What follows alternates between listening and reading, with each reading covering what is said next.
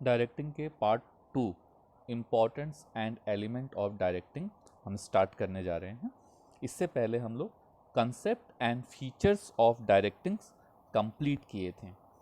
देखते हैं डायरेक्टिंग के क्या इम्पोर्टेंस है for the sake of the development of an organisation.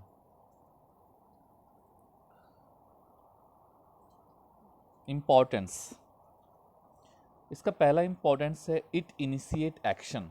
आपने फीचर्स में भी ये पॉइंट देखा था, इट इनिशिएट एक्शन। जब तक मैनेजर डायरेक्शन नहीं देगा तब तक ऑर्गेनाइजेशन में एम्प्लॉय में कोई एक्शन नहीं होगा। इसीलिए कहते हैं इट इनिशिएट एक्शन। डायरेक्टिंग से ही क्या होता है, एक्शन होता है। मतलब एम्प्लॉय कोई काम नहीं करेगा जब तक मैनेजर उसे डायरेक्शन नहीं देगा, उससे नहीं बताएगा कि करना क्या है, किस तरह करना है, किस वे में करना है, किस सीक्वेंस में करना है। इस सारी चीज़ें मैनेजर जो होता है अपने एम्प्लॉय को बताता है। इसी बताने के बाद ही एम्प्लॉय वो काम शुरू करता है, एक्शन में आता है। तो इसीलिए हम कहते हैं डायरेक्टिंग इनिशिएट एक्शन, पहला इम्पोर्टेंस है। दूसरा इम्पोर्टेंस है इट इंटीग्रेट एफर्ट्स। सारे एम्प्लॉय के जो एफर्ट्स है उसको यूनाइट करने का काम डायरेक्शन के थ्रू होता है। डायरेक्शन में मोटिवेशन होता है, टीम वर्क होता है, लीडरशिप होता है। तो इससे क्या होता है, सारे एम्प्लॉय मिल करके काम करना सीखते हैं। तो इसीलिए हम कह सकते हैं डायरेक्टिंग इंटीग्रेट एफर्ट्स। उसके बाद है मीन ऑफ मोटिवेशन। डायरेक्टिंग के थ्रू ही एम्प्लॉय को मोटिवेशन दिया जा सकता है। डायरेक्टिंग अगर नहीं होगा तो एम्प्लॉय मोटिवेट भी नहीं होगा। इसलिए हम कह सकते हैं कि directing is a mean for motivation. उसके बाद है इट प्रोवाइड स्टेबिलिटी। ऑर्गेनाइजेशन में जब डायरेक्टिंग होगा तो लीडरशिप होगा, कम्युनिकेशन होगा, मोटिवेशन होगा, सुपरविजन होगा। इसके कारण क्या होगा, एम्प्लॉय में गोल अचीव करने के लिए सारे एफर्ट्स लिए जाएंगे और ऑर्गेनाइजेशन अपना गोल अचीव करेगा। तो इससे ऑर्गेनाइजेशन की स्टेबिलिटी आएगी। कॉपिंग विद द चेंजेज। अगर ऑर्गेनाइजेशन में हम कोई चेंज लाना चाहते हैं और एम्प्लॉय को हम कुछ बात नहीं करते हैं, उनके साथ कोई उनको गाइड नहीं करते हैं, उनको इंस्ट्रक्ट नहीं करते हैं, तो एम्प्लॉय जो होंगे वो उसको रेसिस्ट करेंगे, उसके अगेंस्ट में जाएंगे, जिससे हम उस चेंज को ऑर्गेनाइजेशन में ला नहीं पाएंगे। तो इसीलिए उनको गाइड करना पड़ेगा, उनको डायरेक्ट करना पड़ेगा in time of introducing any changes in the organization. इसीलिए हम कहते हैं कि डायरेक्टिंग हेल्प करता है coping up with the changes, changes के साथ कॉपिंग करने में हेल्प करता है। Efficient utilization of resources. अगर एम्प्लॉय काम कर रहा है, रिसोर्सेज का यूज कर रहा है, तो रिसोर्सेज का वेस्ट भी करेगा। तो वेस्ट करते समय अगर मैनेजर उसको डायरेक्शन देगा कि आप कैसे काम करेंगे तो रिसोर्सेज वेस्ट नहीं होगा, तो एम्प्लॉय उस तरह से काम करेगा और रिसोर्सेज वेस्ट नहीं होगा, तो जिससे एफिशिएंट यूटिलाइजेशन ऑफ रिसोर्सेज होगा। इसको एक एक करके हम लोग समझते हैं। सबसे पहले directing help to initiate action. Directing help to initiate action by people in the organization toward attainment of desired objective. जो भी ऑब्जेक्टिव है ऑर्गेनाइजेशन का, उस ऑब्जेक्टिव को अटेन करने के लिए, अचीव करने के लिए हमें डायरेक्शन देना पड़ेगा। किसको देना पड़ेगा, पीपल को, तभी वो एक्शन में आएंगे। और जब एक्शन में आएंगे तो हमारा गोल अचीव होगा। एक एग्जाम्पल है, if a supervisor guide his subordinate and clarify their doubts. Supervisor अगर अपने सबऑर्डिनेट को गाइड करता है, उसके डाउट को क्लैरिफाई करता है कि कैसे कोई काम करना है, it will help the worker to achieve work target given to them. इससे क्या होगा, वर्कर अपना टारगेट अचीव कर पाएगा। कोई काम कर रहा है वर्कर, उसको प्रॉब्लम होगा, अगर मैनेजर उसको बताएगा नहीं, उससे बात नहीं करेगा, तो उस प्रॉब्लम को कंटिन्यू रखेगा और वो गोल को अचीव नहीं कर पाएगा। तो डायरेक्शन जो है एक्शन इनिशिएट करने में हेल्प करता है। अगला पॉइंट है डायरेक्टिंग इंटीग्रेट एम्प्लॉयज। एम्प्लॉयज को जोड़ने का काम करता है। डायरेक्शन जो है एम्प्लॉय को जोड़ता है एक दूसरे के साथ, टीम वर्क करने में हेल्प करता है। Directing integrate employ efforts, employ के एफर्ट्स को क्या करता हो, इंटीग्रेट करता है in the organization in such a way that every individual effort contribute to the organization performance। Direction अगर हम देंगे तो इम्प्लॉय उसी डायरेक्शन में काम करेगा, सारे इम्प्लॉय एक ही डायरेक्शन में काम करेंगे, यूनिटी ऑफ डायरेक्शन होगा। इससे क्या होगा, हमारा ऑर्गेनाइजेशन का परफॉर्मेंस जो होगा एज पर आवर रिक्वायरमेंट होगा। अगर हम डायरेक्शन नहीं देंगे तो सारे इम्प्लॉय जो होंगे अलग अलग डायरेक्शन में काम करेंगे, अपने सेल्फ मेड डायरेक्शन में काम करेंगे, तो वे ऑर्गेनाइजेशन के परफॉर्मेंस को अचीव करने में हेल्प नहीं करेंगे।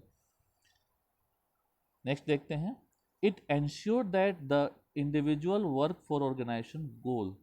अब डायरेक्शन से हम इस बात को एंश्योर कर लेते हैं कि जो भी इम्प्लॉय काम करेगा, जो उनका इंडिविजुअल वर्क होगा, मतलब जो खुद से वो जो काम करेंगे, वो जो वर्क होगा वो ऑर्गेनाइजेशन की गोल को अचीव करवाने के लिए होगा। एक example, manager with a good relationship, good leadership ability will be in a position to convince the employ.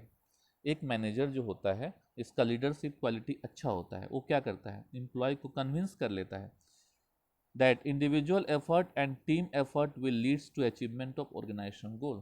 Manager employ को बताता है कि देखिए आप लोग का जो एफर्ट्स है, आप इंडिविजुअल भी काम कीजिए और टीम में भी काम कीजिए, इससे क्या होगा, ऑर्गेनाइजेशन का गोल अचीव होगा। तो डायरेक्टिंग जो है इंटीग्रेट करता है एम्प्लॉय को, मतलब डायरेक्शन दे करके हम एम्प्लॉय को इंटीग्रेट करवा सकते हैं। Directing guides employ, directing employ को गाइड करता है, किस चीज़ में गाइड करता है, एम्प्लॉय का काम है वर्क करना, टास्क जो दिया है उसको फिनिश करना। अब टास्क को करने में कुछ प्रॉब्लम हो सकती है, तो directing guide employ to fully realize their potential and capability. हर एम्प्लॉय के पास पोटेंशियलिटी होती है, कैपेबिलिटी होती है, लेकिन उसको जगाना पड़ता है कि हाँ you are capable of doing this, you can do this. तो ऐसा चीज़ उनके अंदर भरना पड़ता है। तो एम्प्लॉय के अंदर इन सब बातों को कौन भरेगा कि आप ये काम कर सकते हो, मैनेजर भरेगा। कैसे भरेगा, डायरेक्टिंग के थ्रू भरेगा। तो डायरेक्टिंग के थ्रू मैनेजर एम्प्लॉय के मन में इस बात को भरेगा कि आप ये काम कर सकते हैं, यू कैन डू दिस। इससे उनमें क्या होगा, मोटिवेशन होगा, और इफेक्टिव लीडरशिप के थ्रू हम ये काम कर सकते हैं। तो by motivating and providing effective leadership, मतलब हम उसको गाइड कर सकते हैं कि you are a capable, you have potentiality, by motivating and providing effective leadership. तो हमें लीडर बनना पड़ेगा। A good leader can always identify the potentiality of the employ and motivate them to extract work up their full potential. अब एक अच्छा leader जो होगा वो एम्प्लॉय को हमेशा मोटिवेट करेगा कि आपके अंदर पोटेंशियलिटी है, आप कैपेबल हैं, आप ये काम कर सकते हैं, हमेशा इस बात को भरते रहेंगे। Directing facilitates introduction of needed change. अगर हम कोई चेंज लाना चाहते हैं ऑर्गेनाइजेशन में, तो डायरेक्टिंग के थ्रू ही हम वो चेंज ला सकते हैं, क्योंकि directing facilitate introduction of needed change in the organization. Generally people have a tendency to resist change in the organization. Organization में अगर हम कुछ नया चीज़ लाना चाहते हैं तो पुराने एम्प्लॉय जो होंगे उसके विरोध करेंगे, क्योंकि वो पुरानी चीज़ों में ज़्यादा एडेप्शन फील करते हैं, नए चीज़ों को जल्दी अडेप्ट करना नहीं चाहते हैं, तो रेसिस्ट करेंगे। तो effective direction through motivation, communication and leadership, तब हमारा काम वहाँ पे होगा एज अ मैनेजर कि हम उनको मोटिवेट करें, उनके साथ कम्युनिकेट करें, उनको लीड करें। Help to reduce such resistance, तब क्या होगा, उनका जो रेसिस्टेंस है, वो जो उनका जो विरोध है वो कम हो जाएगा। And develop required cooperation in introducing change, और तब हमें कोऑपरेशन मिलेगा उनका, किस में कोऑपरेशन मिलेगा, चेंज लाने में ऑर्गेनाइजेशन में। Example, if a manager want to introduce new system of accounting, नया अकाउंटिंग सिस्टम अगर मैनेजर लाना चाहता है, मान लो कोई नया सॉफ्टवेयर ही लाना चाहता है, there may be initial resistance from the accounting staff. Accounting staff क्या करेंगे, उसका रेसिस्टेंस करेंगे। But if manager explain the purpose, provide training, motivate with additional rewards, the employee may accept change and cooperate with manager. तो manager को पहले तैयारी पूरी तरह से करनी पड़ेगी, डायरेक्शन देना पड़ेगा, तब वो चेंज लाएगा तो उसको एक्सेप्ट कर लेंगे। Effective directing help to bring stability, organization को स्टेबल करना होता है, तो ऑर्गेनाइजेशन स्टेबल डायरेक्टिंग के थ्रू ही होता है। Effective directing help to bring stability and balance in the organization. अगर हम सही तरह से डायरेक्शन देंगे तो हमारा पूरा स्टाफ जो होगा ऑर्गेनाइजेशन के गोल को अचीव करवाने में हेल्प करेगा, और हमारा जब गोल अचीव होगा तो ऑर्गेनाइजेशन में स्टेबिलिटी आएगी। Since it foster cooperation and commitment among the people, directing के थ्रू हम क्या क्या पीपल के अंदर डालते हैं, कोऑपरेशन डालते हैं और कमिटमेंट डालते हैं। And help to achieve balance among various group activity and departments, और सारे ग्रुप्स में, सारे एक्टिविटी में और सारे डिपार्टमेंट में बैलेंस करने का काम करता है। यह मैनेजर का काम है कि ऑर्गेनाइजेशन के सारे एम्प्लॉय को इंटीग्रेट करके काम करवाना, जिससे ऑर्गेनाइजेशन में बैलेंस बना रहे। अब आते हैं हम लोग एलिमेंट्स ऑफ डायरेक्टिंग। डायरेक्टिंग के क्या एलिमेंट्स होते हैं, मतलब हम डायरेक्शन देते हैं तो इसका मतलब हम करते क्या हैं। The process of directing involves, directing में क्या काम किया जाता है, गाइड किया जाता है। गाइड क्या होता है, और एम्प्लॉय काम कर रहा है तो उसको वहाँ पे हेल्प करना। कोच किया जाता है, इंस्ट्रक्शन दिया जाता है, मोटिवेट किया जाता है, लीडिंग, उनको लीड किया जाता है। To achieve organization objective, so that they can achieve organization objective. कुछ एग्जाम्पल से समझने, एक सुपरवाइजर जो होता है अपने वर्कर को इस बात को एक्सप्लेन करता है कि कैसे क्या काम करना है विद द लेद मशीन। अगर लेद मशीन किसी ऑर्गेनाइजेशन में है तो उसको कैसे चलाना है, सुपरवाइजर जो होता है अपने वर्कर को समझाता है, उनको बताता है। एक माइनिंग इंजीनियर जो होता है वो बताता है सेफ्टी प्रिकॉशन क्या लेना है while working in the coal mine. Coal mine में अगर आप काम कर रहे हैं तो आपको क्या सेफ्टी प्रिकॉशन लेना वो बताता है। एक मैनेजिंग डायरेक्टर जो होता है वो डिक्लेयर करता है share in profit to the manager for their contribution to enhance profit of the company. Managing director बता दिया कि देखो आप लोगों ने इतना अच्छा काम किया, इसलिए हम प्रॉफिट में से आपको शेयर कर रहे हैं, ऑर्गेनाइजेशन के प्रॉफिट में से आपको शेयर कर रहे हैं। ये भी डायरेक्शन का पार्ट है। A manager inspire his or her employee for playing a lead role in the performance of a work. एक मैनेजर जो होता है इस बात के लिए भी इंस्पायर करता है अपने एम्प्लॉय को कि उन्होंने अच्छा रोल प्ले किया इन परफॉर्मेंस ऑफ ए वर्क, उन्हें कोई काम को परफॉर्म करने में उन्होंने अच्छा रोल प्ले किया। तो ये सारे काम मैनेजर के हैं। All these examples and many other activity related to directing may broadly be grouped into 4 category which are the elements of directing. अब इनको 4 कैटेगरी में क्लासीफाई किया गया है। Supervision, leadership, communication and motivation. मतलब डायरेक्टिंग हम कर रहे हैं, हम अपने ऑर्गेनाइजेशन में एज अ मैनेजर डायरेक्टिंग कर रहे हैं, इसका मतलब हम 4 काम कर रहे हैं। क्या कर रहे हैं, कम्युनिकेशन, लीडरशिप, सुपरविजन, मोटिवेशन। अगर इनमें से कोई एक काम भी हम मिस कर रहे हैं, इसका मतलब हम डायरेक्टिंग सही तरह से नहीं कर रहे हैं। एक एक करके सभी फंक्शन को, एलिमेंट्स को हम समझते हैं, इन 4 एलिमेंट्स को। पहला है लीडरशिप। गाइडिंग एंड, लीडरशिप का मतलब क्या होता है, guiding and influencing the work of other, दूसरे के काम को गाइड करना, उसको इफेक्ट करना, इन्फ्लुएंस करना।